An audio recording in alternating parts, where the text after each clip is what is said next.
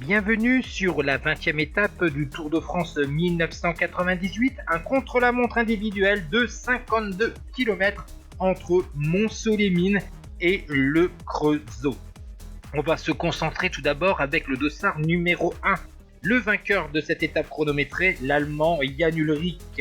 Troisième du classement général avant ce chrono à 5,56 de Marco Pantani. Après notamment sa terrible perdition dans le Galibier, il avait remporté sur ce Tour de France le contre-la-montre de Mérignac-l'Église jusqu'à Corrèze. Et bien l'Allemand va décrocher une troisième étape sur ce Tour de France parce qu'il avait aussi gagné la 6e étape entre Visil et Albertville.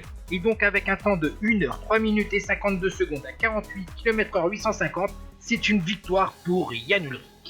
La deuxième place, c'est pour un Américain, Bobby Julich de la formation Cofidis.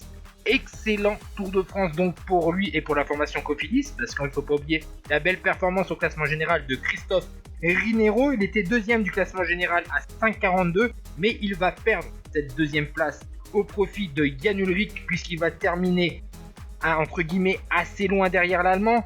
Il avait notamment récupéré cette belle place dans les Alpes, et bien il va finir à 1 minute de Jan Ullrich.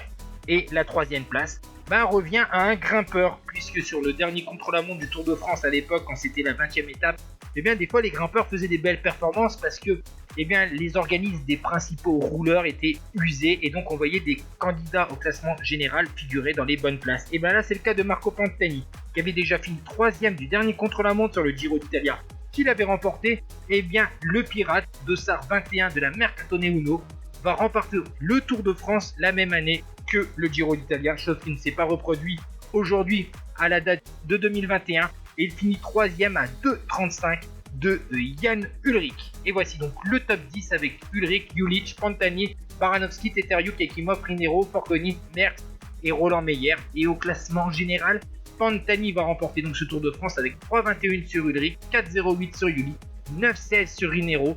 À noter la belle 10e place de Axel Merckx.